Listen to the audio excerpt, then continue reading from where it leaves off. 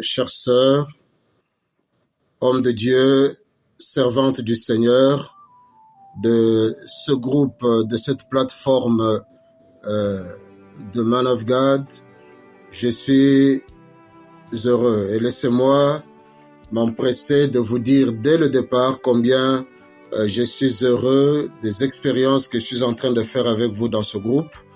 Des expériences formidables. J'ai fait un petit commentaire sur notre page et je bénis le Seigneur.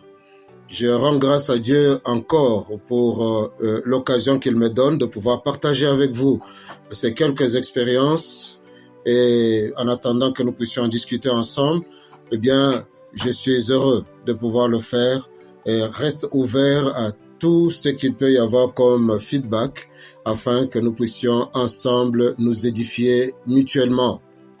Il nous a été demandé, et nous avons discuté ensemble avec ceux qui conduisent cette plateforme, de pouvoir vous parler sur le pasteur et la famille, le pasteur et sa famille. Et dès le départ, j'aimerais vous dire que le pasteur a une grande responsabilité à pouvoir préparer en amont justement sa pastorale, ce ministère. Je parle de pasteur. Il peut s'agir d'apôtres, il peut s'agir de prophètes, il peut s'agir des docteurs, il peut s'agir des évangélistes, même des pasteurs, sinon même nos épouses. J'aimerais dire ici d'abord que j'aurais voulu demander que chacun des couples puisse être là, chacun des couples pastoral. Vous pouvez être un couple pastoral, vous pouvez être un couple d'évangélistes, vous pouvez être un couple de l'homme qui est apôtre, qui est prophète, et que sais-je. Eh bien, j'aurais voulu que ce partage, nous le fassions en couple, que vous soyez là, assis avec votre épouse, et quand nous allons nous rencontrer pour le partage, vous appelez débat, moi je parle plutôt de partage d'édification, eh bien, que nous puissions ensemble discuter, vos épouses et nous, vos époux et nous pour les servants du Seigneur, eh bien, qu'ensemble nous puissions discuter pour nous édifier mutuellement. Laissez-moi introduire par quelques textes des Écritures qui pourront nous aider à pouvoir avancer dans cette question qui nous appelle, qui nous interpelle quant à notre attitude, quant à la manière de pouvoir gouverner, de gérer notre famille. 1 Timothée chapitre 3e, je lirai le verset 2e, 4 et 5, et je lirai le 11e verset à la fin. Il faut que l'évêque soit irrépréhensible, mari d'une seule femme, sobre, prudent, grave, hospitalier, propre à l'enseignement, qu'il gouverne bien sa propre famille. Je voudrais que nous soulignions certains mots. Votre Bible, c'est votre outil de travail. On peut souligner dedans, cela ne peut pas déranger Dieu. Donc, souligner mari d'une seule femme, sobre, oui, ça nous concerne pas directement maintenant, sobre, prudent, grave, hospitalier, propre à l'enseignement. Souligner encore qu'il gouverne bien sa propre famille, tenant ses enfants dans la soumission et dans toutes sortes d'honnêteté, car si quelqu'un ne sait pas conduire sa propre famille, comment pourra-t-il gouverner l'Église de Dieu?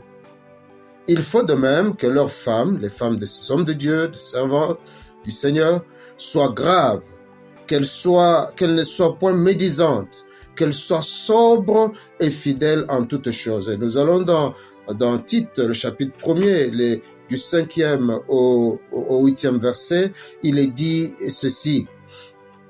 Je t'ai laissé, et c'est Paul qui parle à Tite, je t'ai laissé afin que tu établisses des pasteurs.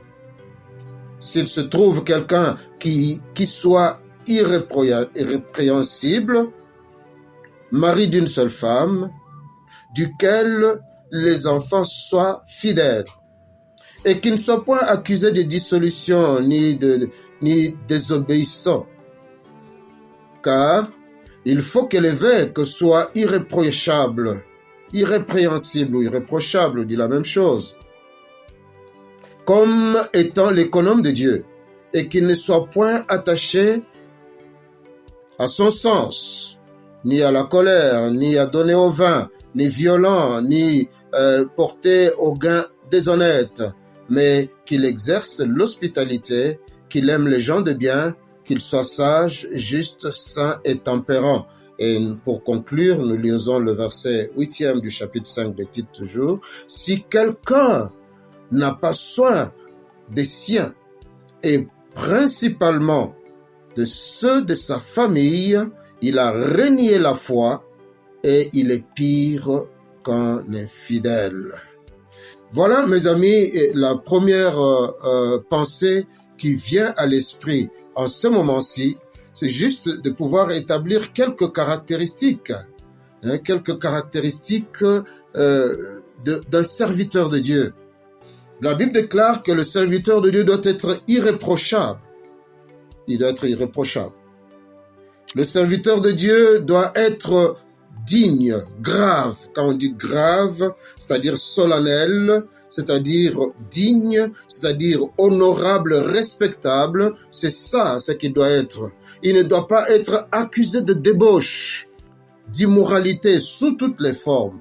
Et il doit être marié d'une seule femme, véritablement marié pour honorer le Seigneur. Dans son mariage, eh bien, il est marié à une seule femme, véritablement marié devant les familles, devant l'État et devant l'Église. Voilà, ça c'est quelque chose d'important et nous interpellons ceux qui n'ont pas considéré cet aspect comme étant une exigence de la part du Seigneur. Eh bien, nous voulons vous dire que c'est cela, c'est vraiment une exigence de la part du Seigneur. La famille honore votre mariage en tant que un fait social et l'État honore votre mariage en tant qu'un fait légal qui doit être protégé, votre mariage donc par la loi, et l'Église honore votre mariage en tant qu'une réalité spirituelle. Alors, laissez-moi vous parler en quelques minutes de la place du foyer dans le ministère, de la place de la famille dans votre Église, dans votre ministère. D'abord, définissons le mot foyer. Le mot foyer, tout simplement, non pas foyer dans le sens nécessairement de la famille, mais le mot foyer, tout simplement, veut dire le centre. C'est un lieu central de propagation ou de développement de quelque chose. Par exemple, ça peut être un foyer de tension, c'est à partir de là que partent les tensions. Ça peut être un foyer d'une épidémie qui commence, et ça commence par le foyer. Ça peut être une source de lumière, le foyer, qui est à partir duquel la lumière est donnée, où la chaleur vient. Il y a toujours un foyer. Donc, c'est une source. Le foyer, c'est la source de la vie. C'est le lieu à partir duquel se développe la vie dans toutes ses dimensions et duquel se développe le ministère aussi. J'aimerais que nous comprenions cela, mes chers amis.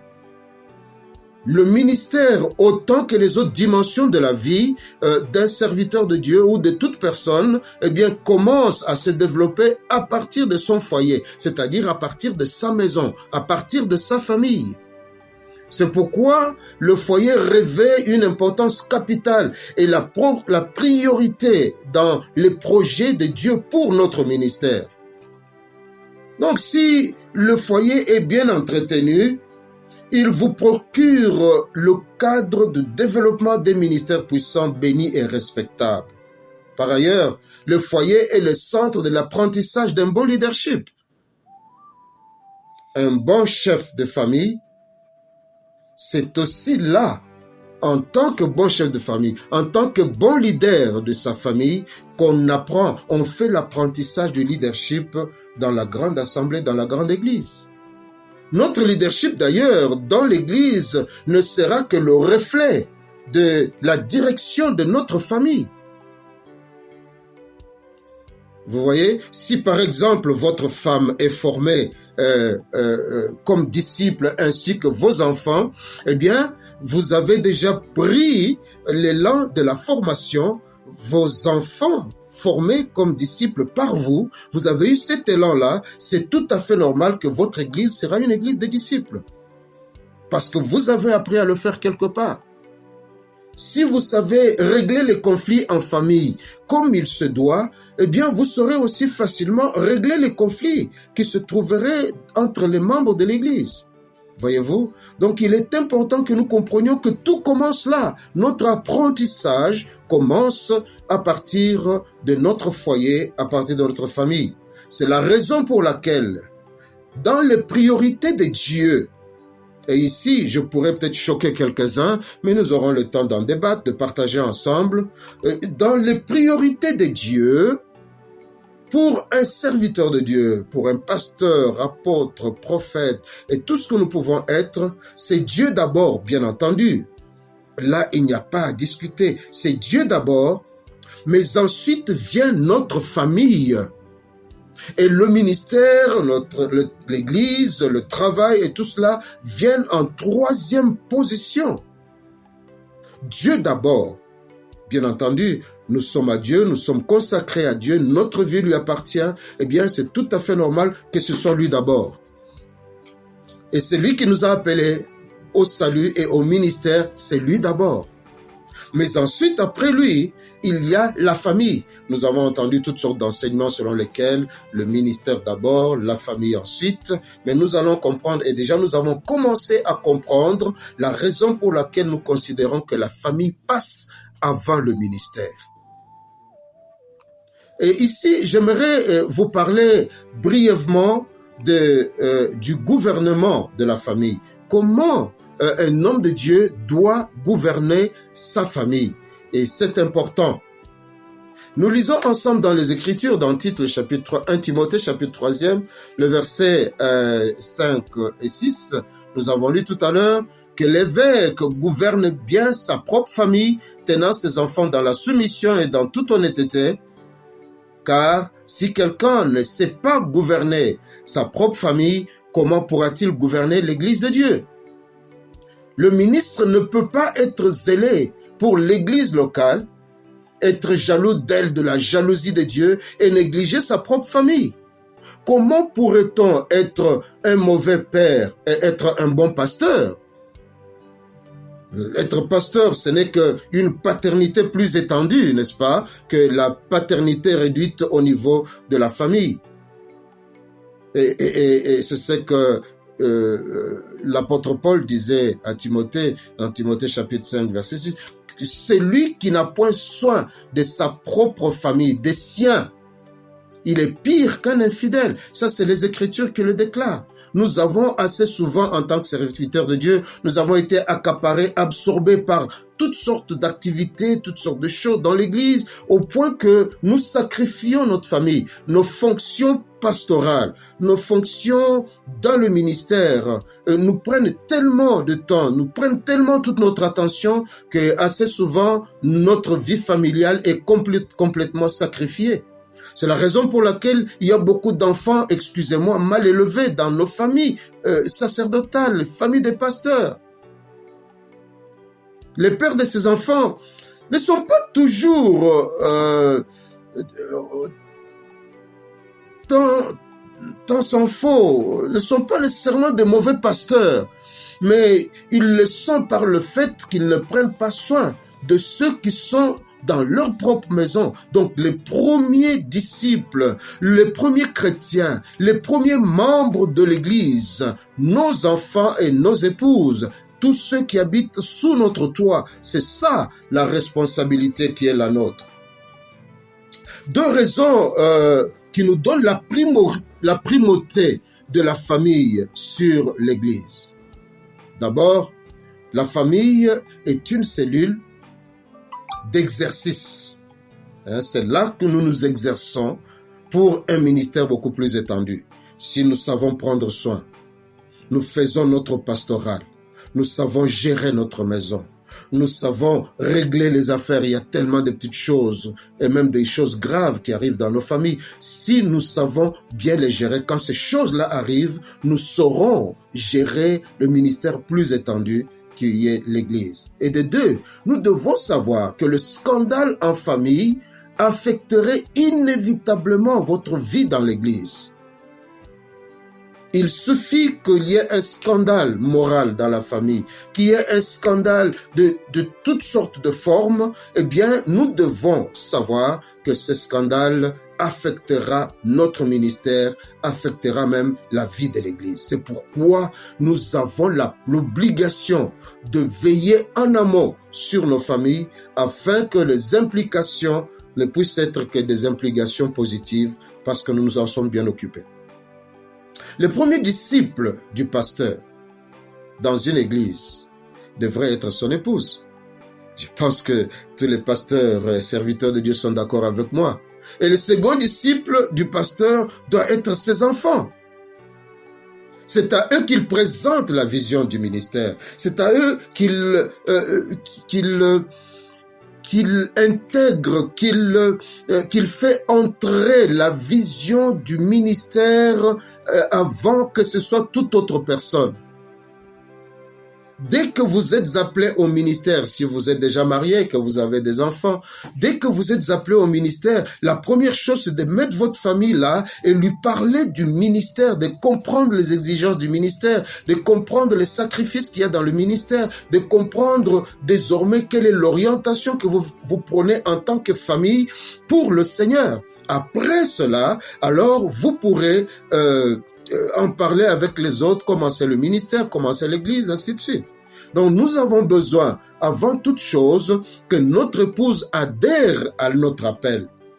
Parce que nous le disons, la femme est appelée par le fait de l'appel de son mari. Les enfants mêmement, autrefois nous ne comprenions pas pourquoi les missionnaires qui venaient étaient tous considérés missionnaires. La femme, les enfants du missionnaire, tous étaient considérés comme missionnaires et ils étaient pris en charge en tant que tels. Les missionnaires américains particulièrement, je ne sais pas si ça se fait autant avec les autres missions d'autres nations, eh bien c'était un peu ça. Bon, malheureusement, même les chiens aussi étaient considérés comme missionnaires et ils étaient pris en charge parce qu'ils s'occupent du missionnaire. Voilà, ça c'est un peu pour rigoler. Donc si la famille, si votre épouse, si vos enfants comprennent le ministère et la vision de Dieu dans leur époux et dans leur père, vous assurerez un ministère stable. Vous jouirez d'un soutien de premier ordre par votre entourage immédiat. Cet entourage qui ne vous quittera jamais. Cet entourage qui, quand les autres pourraient vous quitter, certains pour des raisons sociales ou pour des raisons professionnelles, et d'autres par lassitude ou par rébellion, eh bien, il y a des gens qui, eux, resteront toujours avec vous. C'est votre femme, c'est vos enfants. C'est la raison pour laquelle notre investissement doit être sérieusement branché sur notre famille, sur notre épouse, sur nos enfants. Alors, laissez-moi vous parler un peu de cette femme, parce que nous en parlons beaucoup, la femme du serviteur de Dieu. Retournons dans les Écritures à la création et à la fondation du mariage et de la famille. Dans Genèse chapitre 2, verset 18, le Seigneur déclare « Il n'est pas bon que l'homme soit seul. Je lui ferai une aide semblable à lui. » Ça, c'est la version Louis II. Mais quand vous lisez la nouvelle Bible II, il est dit « Je lui ferai une aide qui soit son vis-à-vis. » C'est-à-dire, c'est lui avec lequel il traite d'égal à égal. C'est lui une aide qui sera pour lui une personne qui est en face, avec laquelle nous dialoguons, avec laquelle nous planifions. Et mieux encore, dans une version que j'aime, il n'existe pas beaucoup maintenant, c'est la version de l'épée. Et cette version dit « Je lui ferai une assistante pour l'aider. » C'est formidable. Donc, notre épouse est une aide. C'est une aide. Ce n'est pas une bonne à nous fabriquer des enfants, à laver nos habits, à repasser, à nous faire à manger et tout cela. Ça s'arrête là. Non, c'est plus que ça. Il dit, cette femme est une assistante pour nous aider. Quand on dit aide, cela suppose qu'il nous manque quelque chose et qui vient s'ajouter par elle. Donc, elle est une aide. Nous disons en d'autres termes qu'elle est une collaboratrice dans notre vie conjugale et à tous égards. Et par conséquent, dans le ministère également, elle est pour nous une aide. Elle est une collaboratrice. Elle est une associée dans notre entreprise. La famille, c'est une entreprise. Et le ministère, c'est une entreprise. Elle est notre associée. Elle est une partenaire. Elle fait part. Elle a des parts dans cette entreprise que nous avons, qui est appelée le foyer, qui est appelée le ministère. Elle a une place importante. Et je vais même plus loin. Au-delà d'être partenaire, elle est une complice dans le ministère. Complice dans le ministère. La seule personne qui est concernée par le ministère et son succès, plus que tous les autres collaborateurs que nous avons, c'est notre épouse. Parce qu'elle sait que sa vie et celle de ses enfants en dépendent. Elle sait que sa pension et même sa récompense dans l'éternité dépendent de ce ministère-là. Par conséquent, elle est la première concernée. Et par conséquent, elle est d'ailleurs la première collaboratrice, l'associée à notre ministère. Il y a plein de personnes autour de vous, dont les femmes, bien entendu, et qui sont très zélées, qui sont très motivées pour être à côté de vous et servir le Seigneur. Mais votre associé principal, généralement, n'est pas là. N'est-ce pas, messieurs les serviteurs, les hommes de Dieu? Assez souvent, votre femme n'est pas là. Peut-être qu'elle n'a pas le niveau, mais ce n'est pas sa faute. Mettez-la à niveau. C'est vous qui êtes appelés à la mettre à niveau, afin qu'elle soit là pour vous être utile. Vous êtes appelés à partager les projets avec elle, les projets de l'Église, et de prier ensemble avec elle, avant de pouvoir en parler avec les autres. Discutez-en d'abord vous deux. Informez-la avant les autres des situations, des décisions, des orientations dans l'œuvre de Dieu. Discutez-en ensemble. Mettez-la à sa place et honorez-la devant les autres collaborateurs et devant l'Église tout entière. Dès qu'elle a compris la vision et le ministère, elle sera un atout indispensable pour vous et pour l'Église. Je voudrais que nous réalisions cela, mes chers amis. La femme est notre première collaboratrice. J'ai des collaborateurs, j'ai des pasteurs assistants, j'ai des anciens, tout cela. Et l'autre jour d'ailleurs, dans une réunion du conseil, j'ai dû corriger celui qui lisait le PV de notre réunion passée. Il a écrit le pasteur, et puis il a écrit mon assistant direct, et puis Mamie Lufika, c'est-à-dire mon époux. J'ai dit non frère, n'écrivez plus jamais comme ça. Vous écrivez le pasteur et Mamie Lufika. C'est ça. Parce que nous formons un dans la direction de l'Église. Et les premières. Ensuite, viennent les autres. La deuxième chose, nous devons la protéger des membres de l'Église. J'aimerais que vous compreniez cela, mes chers amis. Vous savez, vous avez beaucoup de personnes qui aimeraient vous attaquer, qui aimeraient vous faire du mal, mais ils ne peuvent pas le faire à cause de votre carrure, à cause de votre leadership, à cause de votre personnalité. Alors, qu'est-ce qu'ils font? Ils vont s'attaquer à la personne qui est plus fragile, qui est plus faible, physiquement peut-être, par d'autres moyens. Et cette personne-là, ces personnes vont se déverser sur votre épouse. Ne cherchez jamais à sacrifier votre femme pour préserver les âmes. Parce qu'elle est elle-même une âme qui a besoin d'être préservée. Et quand elle est préservée, elle est utile pour vous. Quand vous préservez les autres, vous détruisez votre femme, vous détruisez les fondements de votre ministère. Voilà un peu, mes amis, des choses. Je parle de cela parce que ce sont des crises qui sont arrivées souvent dans des foyers que nous avons eu à gérer, et cela est un grand problème. Mais nous allons avoir sans doute l'occasion d'en discuter ensemble. Ayez toujours le temps pour vous occuper de votre femme. Comme une âme, la priorité de toutes les âmes de l'Église. Cette femme, elle est blessée. Sachez que les blessures dont nous souffrons, qui nous sont infligées par les membres de l'Église, ce sont les épouses qui en souffrent plus que nous. Elle a des blessures, elle a des luttes, elle a aussi des attentes. Elle a ces moments de questionnement intérieur, des moments de découragement même. Si vous veillez sur son état, elle sera en mesure de veiller sur vous avec sagesse et maturité. Une autre chose que j'aimerais dire au sujet des femmes, de votre femme, c'est que vous devez l'honorer. Honorez-la devant tous.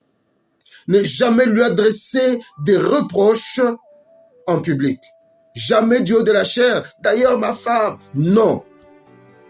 Parlez d'elle avec honneur, avec respect.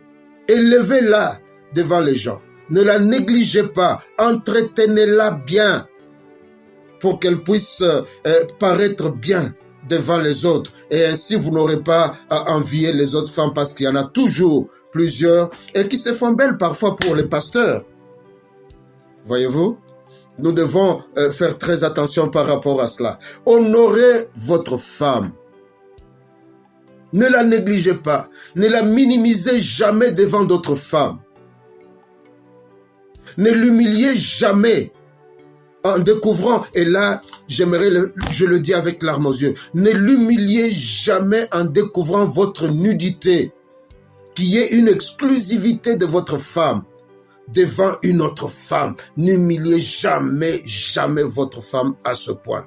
En tant que serviteur de Dieu, eh bien, j'insiste, comme on dit en lingala, kobeta sete, j'insiste sur ça. Si vous laissez découvrir votre nudité devant une femme, eh bien, vous avez perdu toute votre autorité et votre crédibilité. À cause de vous, de votre manière de gérer votre famille, eh bien, la bénédiction qui viendra sur votre famille et sur vos enfants va se déverser également sur l'Église et sur la société. Mais mesdames, si vous êtes là, laissez-moi vous dire juste quelques mots. La Bible déclare dans 1 Timothée chapitre 3, le verset 13, « Il faut de même que les femmes, les femmes des serviteurs de Dieu, les femmes des pasteurs, les femmes des évêques, que leurs femmes soient graves. » C'est-à-dire qu'elles soient respectables, honorables, qu'elles aient des attitudes qui démontrent le poids de la charge qu'elles portent. Qu'elles ne soient point médisantes et qu'elles soient sobres et fidèles en toutes choses. Par rapport à elles-mêmes, par rapport à vous-mêmes, mesdames, la gravité est une chose essentielle. La gravité, c'est la dignité, c'est le sérieux, c'est la respectabilité. Une femme d'un serviteur de Dieu ne doit pas être légère, ne doit pas vivre dans la légèreté. Par sa manière de parler, par sa manière de se vêtir, par sa manière, ses rapports avec les autres, eh bien, ça doit être une femme de profondeur. Ce n'est pas une femme qui vit des commérages, une médisante, indiscrète et calomniatrice. Parce que vous êtes collaboratrice de votre mari, vous devez être une femme qui garde le secret, une femme discrète. Sinon, vous allez détruire le ministère de votre mari. Elle doit être sobre, je le disais, la discrétion tout à l'heure. Elle ne doit pas être extravagante pour dire « c'est moi, maman pasteur ». On n'a pas besoin de dire ça. Il faut l'imposer par votre attitude et par votre vie. Elle doit être fidèle, une femme fidèle à Dieu et une femme fidèle à son mari, une femme fidèle au ministère commun qu'ils partagent ensemble, son mari et elle. Et par rapport à son époux, elle doit avoir du respect pour son mari. Non seulement en tant que mari, mais aussi en tant que son pasteur. Votre mari est en même temps votre pasteur, madame. Ne le critiquez jamais, ne parlez jamais en mal de lui avec les autres. Même s'il a des défauts, tout le monde en a. Et toutes ces femmes qui veulent avoir les pasteurs qui sont là avec leurs épouses comme étant leurs amis, leurs copains, leur deuxième mari, ainsi de suite, ils ne savent pas ce que sont tous ces hommes. Ne le critiquez pas, n'exposez jamais vos problèmes de foyer à tous. Et s'il y a des problèmes, eh bien partagez-les avec un intime de votre mari, le meilleur de ses amis. Et en tant qu'épouse, vous le connaissez, allez vers lui, partagez-lui. Et soyez présente à côté de votre mari, à tout moment. Il voyage, allez ensemble. Il est invité quelque part, allez ensemble. Ne dites pas seulement les enfants, non, ne le laissez jamais seul. Si vous le laissez seul, eh bien vous laisserez votre place à des opportunistes qui viendront la prendre et plus tard, c'est vous qui allez pleurer. S'il vous plaît, madame, veillez sur votre mari, accompagnez-le, soyez à côté de lui, que tout le monde sache que cet homme, il est marié. Cherchez toujours à devenir meilleur. Ne dites pas, oh, comme je suis déjà marié, ce n'est pas grave, mon mari est déjà vaincu par Jésus, donc même si je ne m'habille pas bien, même si je lèche mes cheveux en désordre, même si à tout moment je n'ai pas de soutien-gorge, tout cela, les gens viennent dans la maison, on les accueille dans toutes sortes d'attitudes, cela ne change rien, je ne peux même pas m'instruire davantage et tout cela. Acceptez d'être aidé par votre mari particulièrement pour vous améliorer. Faites-vous toujours belle. Ne donnez jamais l'occasion à votre mari de développer la convoitise vis-à-vis d'autres femmes. Oh mes amis, le temps fini, donnez-moi de dire juste un mot au sujet des enfants. Je voudrais encourager les hommes de Dieu et les femmes du Seigneur à pouvoir entretenir les enfants, à pouvoir leur donner une éducation chrétienne, à être sévère avec les enfants, contrairement à toutes les pédagogies nouvelles qu'on nous apprend. Oh, laissez l'enfant va développer sa personnalité, il faut pas le gronder, il faut pas le punir, faut pas. Non, la Bible ne dit pas ça. Éduquez l'enfant selon les Écritures. Habituez l'enfant à la prière à travers le culte de famille que vous deviez entretenir régulièrement. Soyez le pasteur de vos enfants autant que vous l'êtes pour les autres. Et j'insiste, mes amis, il y a des enfants qui ont abandonné la foi. Je suis moi-même responsable de la jeunesse, voilà déjà depuis les années 80. Et pendant ces temps, nous avons vu les enfants qui ont abandonné la foi en rébellion, en révolte dans leur cœur vis-à-vis des attitudes de leurs parents qui, dès qu'ils sont entrés dans le ministère, ont oublié leurs enfants. Et les enfants ont dit, l'Église nous a volé nos parents. Et par conséquent, ils ont abandonné l'Église. Voyez-vous?